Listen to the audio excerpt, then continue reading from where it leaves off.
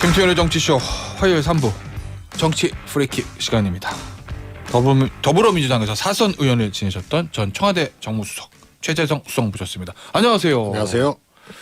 저희 뭐 광고 나갈 때 수석님이라고 뭘 그렇게 재밌게 얘기를 했냐 뭐 이런 질문이 있는 것 같은데 전원주택 얘기했습니다. 전원주택. 예. 최재성 전 수석의 전원주택. 뭐 그림 같은 주택을 관리하는 법. 뭐 이런 얘기를 나누는데 재밌는데요. 나중에 그거 한번 우리 특집으로 전원생활 이런 거 한번 얘기해봐도 될 것 같아요. 네. 저희 좀 애매하죠. 나는 자연인이다 수준은 아니고 심심산골은 아니거든요. 예. 이제 그게 이제 참 그만큼 이제 수고로움이 더해져야 살 수가 있어서 예. 잘 합의하고 가야지. 부부간에 그 한쪽에서 살자고 우겨가지고. 예. 이 교회로 집 짓고 살다가 예. 트러블 일어나는 경우도 많아요. 그랬어요. 그럴 수도 있겠네요. 예. 자, 수석님 우리 수석님 나오시면 제목이 또 정치 프리킥이고 이 남양주 이 조기 축구회를 누비시는 분이기 때문에 축구 얘기 간단하게 좀 여쭈고 갈게요. 네. 손흥민 선수 뛸 수 있을까요? 안 뛰면 큰일인데 진짜. 뭐 제가 보기엔 데브라이너 선수가 예. 비슷한 부상을 당했는데 보름 만에 뛰었거든요. 예, 유로 대회 뛰었죠. 예. 그걸 이제 많은 분들이 기대하고 있고 그런데 이제 하여튼 그건 이 수술 후에 네. 회복 절차에 따라서 무리해서 그렇게 할 필요는 없다고 봐요. 요새 조기 축구에 폼이 좀 올라오셨습니까? 조금 또 지난주엔 꺾어졌어요. 안 되는데 그러면 큰일이네. 예? 그저께죠. 일요일날 잘 안 되더라고. 안 되는데 월드컵 개막이 얼마 남지 않았는데 우리 최재성 전 수석의 조기 축구 폼이 떨어지면 성적이 안 좋다는 징크스가 있어서. 근데 지금 뭐 손흥민 선수 부상도 이제 이 출전 여부가 이제 불투명하니까 걱정이지만요. 뛴다 하더라도 조금 지금 스트라이커가 지금 많이 무너졌거든요. 황의조 선수. 그다음에 이쪽 수비 쪽에 레프트 쪽이 지금 이제 대안이 부재해가지고 전체적으로 조금 걱정입니다. 좀 걱정이죠. 사실 저도 좀 걱정입니다. 전체적으로. 자, 어쨌든 우리 최재성 선수의 조기 축구의 폼이 올라오기를 기대하면서 정치 프리킥 본격적으로 시작을 해보겠습니다. 어제 대통령이 공식 회의석상에서는 처음으로 이태원 참사 관련 유가족하고 국민께 죄송하다는 마음을 밝혔는데 윤 대통령 발언 좀 들어보고 오겠습니다. 국민의 생명과 안전을 지켜야 하는 대통령으로서 비통하고 마음이 무겁습니다. 말로 다 할 수 없는 비극을 마주한 유가족과 아픔과 슬픔을 함께하고 있는 국민들께 미안하고 죄송한 마음입니다. 특히 경찰 업무에 대해서는 대대적인 혁신이 필요합니다. 이번 참사와 관련하여 진상규명이 철저하게 이루어지도록 하고 그 결과에 따라 책임 있는 사람에 대해서는 엄정히 그 책임을 묻도록 하겠습니다. 자, 일단은 대통령이 어제 회의에서 모두 발언인데요. 두 개로 나눠볼게요. 첫 부분, 국민들께 미안하고 죄송한 마음입니다.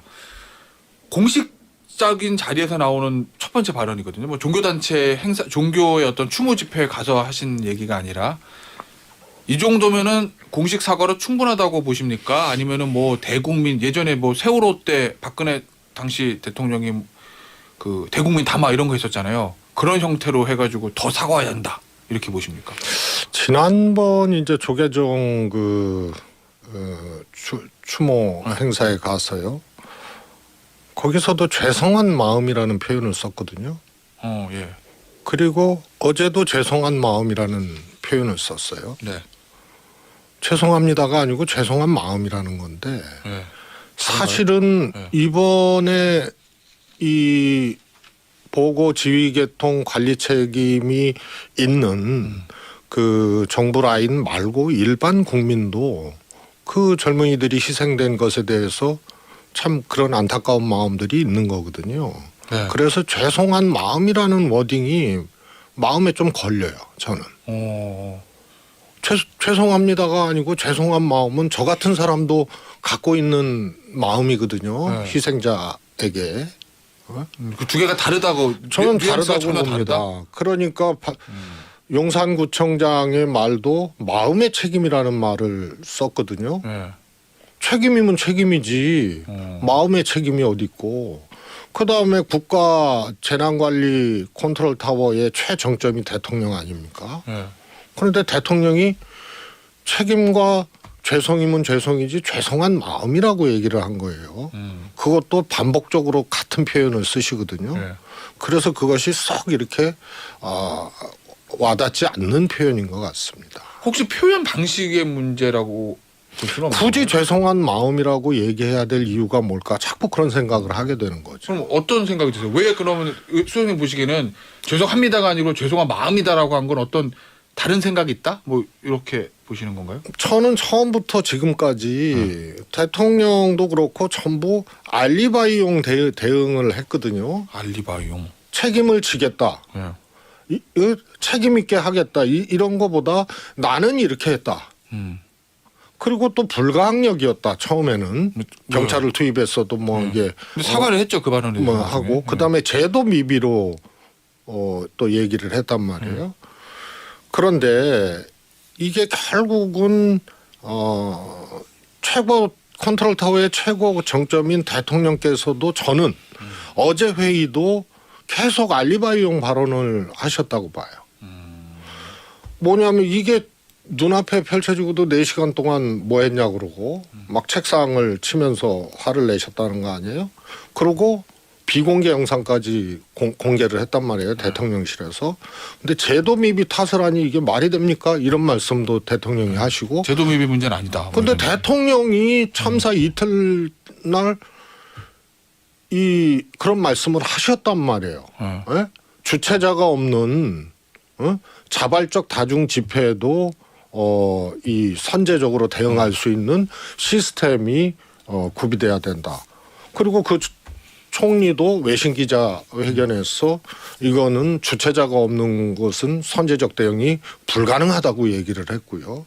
그런데 제도 미비 탓을 하더니 말이 되냐고 대통령이 그 얘기를 하셨어요. 어제. 네. 근데 대통령이 참사 이튿날 그 제도 보완 얘기를 하셨거든요. 네. 그래서 이게 누굴 보고 얘기를 하는 건지 그 대통령도 제도 미비 말씀을 하신 거 아니에요. 그래서 이게 결국은 서로 제가 말씀드렸지만은 도망치려는 사람만 처음부터 있었던 거거든요. 그래서 어제 회의도 대통령이 대통령의 책임과 대통령의 사과 이런 것에 대해서 명확하게 하지 않은 장면이다. 이렇게 저는 보고 있습니다. 알겠습니다. 자 그러면 어제 대통령 모두 발언 중에서 두 번째 부분 요거 진상규명이 철저하게 이루어지도록 하고 결과에 따라서 책임 있는 사람에게 대해서 엄정히 책임을 묻도록 하겠다. 그리고 이제 경찰 조직은 어제 강하게 이제 질타를 했거든요. 4시간 동안 뭐 하고 보고 있어? 112에서 위급하다는 신고가 들었는데 4시간 동안 현장 나가서 보고만 그냥 가만 바라보고만 있고 뭐 했냐? 대통령실 전화도 안 받는다. 구체적인 사례까지 들어가면서 강하게 질타했는데 그 장면은 어떻게 보셨나요? 우선요. 네. 제도를 더 보완할 수 있으면은 해야죠. 네. 근데 현재 제도 갖고도 충분히 사전 대응할 수 있었고 사후 대응할 수 있었거든요. 근데 대통령이 첫 보고를 받은 시간이 참사 날 11시 1분이거든요. 그리고 첫 지시를 21분에 내려요. 네. 그리고 1시간 후에 두 번째 지시, 또 1시간 후에 세 번째 지시, 또 현장 가서 또 지시. 네. 근데 내용이 같아요. 교통 통제하고 이 차량 진입로 확보하라고 그 내용 똑같은 내용을 하거든요. 근데 의문점은 대통령이 첫 지시를 했을 때 행안부 장관 중심으로 대응하라고 그렇게 얘기를 했는데 행안부 장관이 대통령 지시 1분 전에 네. 알림 문자로 이 사항을 알은 거예요. 그러니까 대통령이 첫 지시를 내리기까지 20분 동안 행안부 장관과 경찰청장 소재 파악도 안 됐다는 거예요. 네. 그럼 누구한테 지시를 한 거예요, 이게?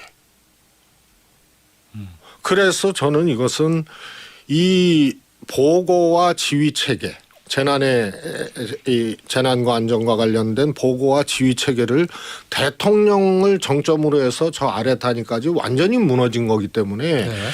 대통령이 어제 책임을 묻겠다고 한 거는 대통령부터 시작해서 대통령까지 끝나는 거죠. 생각해 보세요. 보고를 대통령이 청장이나 행안부 장관보다 먼저 받고 네. 지시도 유령한테 한 것도 아니고 지시를 했다고 대통령실에서 얘기를 하는데 첫 지시 때 경찰청장은 사태 파악도 못했고 행안부 장관은 1분 전에야 알림 문자로 받았기 때문에 이 상황 파악도 못할 때 지시를 한 거거든요. 전반적인 국가 시스템 자체가 문제가 있었다. 이런 취지죠. 무너진 거고요. 무너진 거죠. 네. 제도와 시스템은 있는데 네. 운영을 잘못한 거예요. 근데 이 대응과 운영을 잘못한 건데 대응과 운영의 최정점에 대통령이 있는 거거든요. 그러니까 대통령이 거울 보고 얘기한 거예요 어제. 그러면은 우리 수석님 말씀의 취지는 대통령이 어떤 그 책임인 건데 경찰에만 책임을 돌렸다. 뭐 이런 취지신 건가요? 그런 거죠. 그래서 대통령이 제 책임입니다. 네. 그리고 죄송합니다. 그리고 책임질 거는 짓도록 하겠습니다. 이게 맞는 워딩인데 죄송한 마음이라고 하고 네. 경찰을 상대로만 회의석상에서 책임을 추궁했는데 내용적으로는 대통령도 얘기한 제도 미비 네. 이 얘기를 갖고 이게 제도 탓하면 말이 됩니까? 이런 식으로 얘기를 했단 말이죠. 그리고 이 컨트롤 타워의 최정점은 누구예요? 대통령이거든요. 네. 그리고 제도는 있었어요.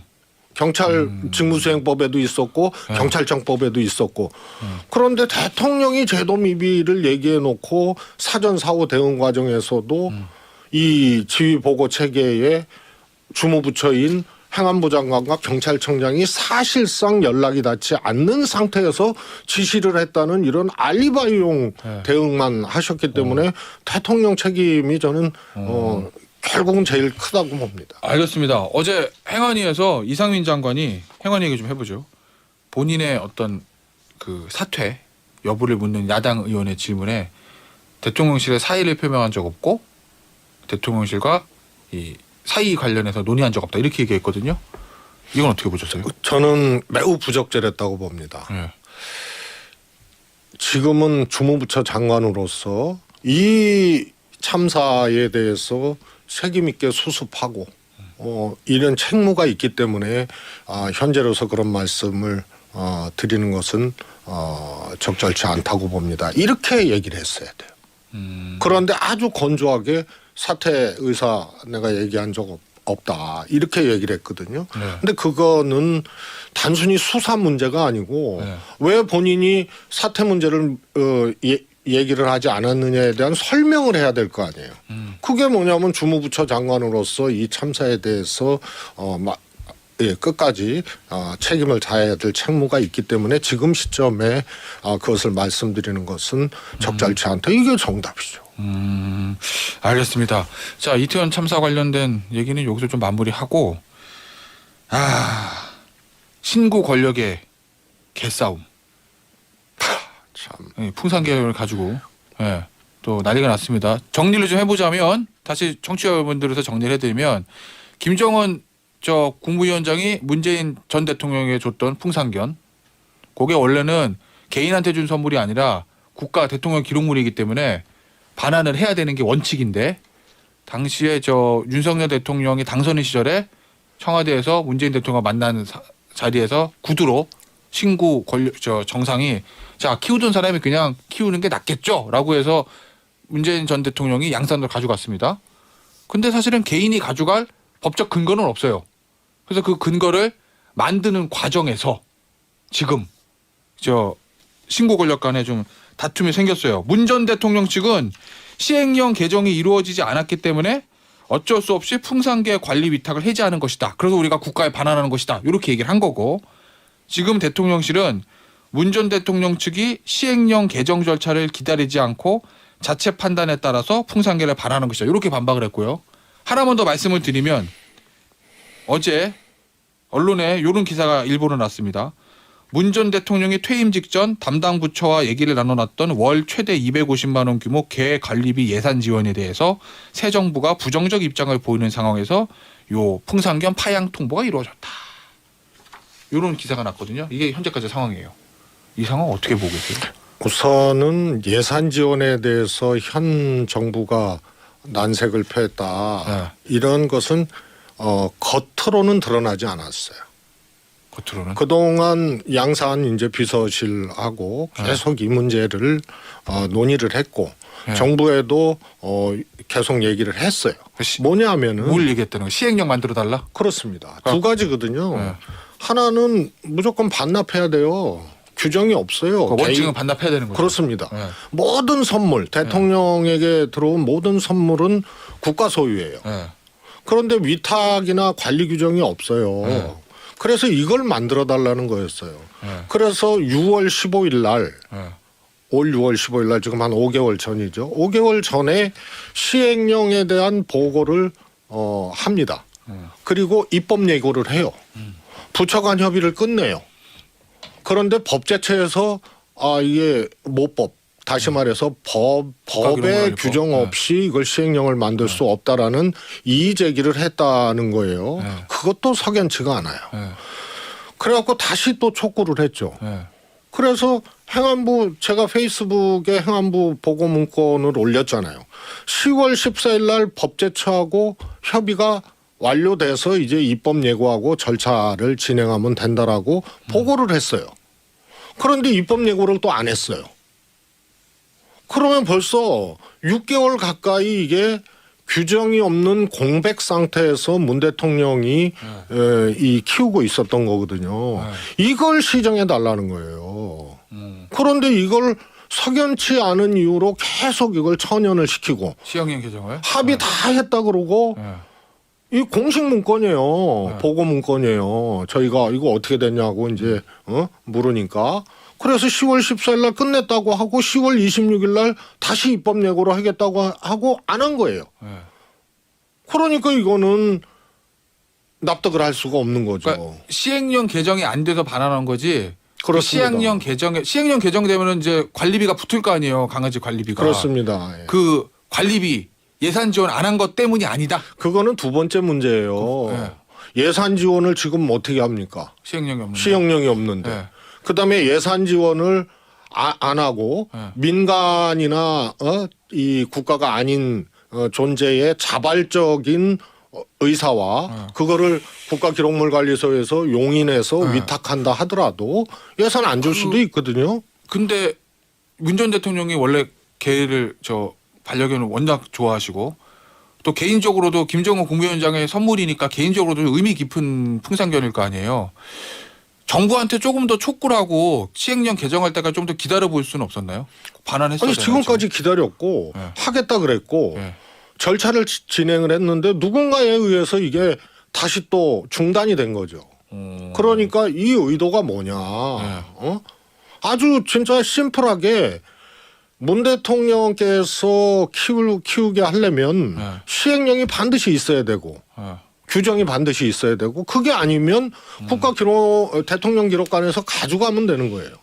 근데 두 개 다 안 하는 거거든요.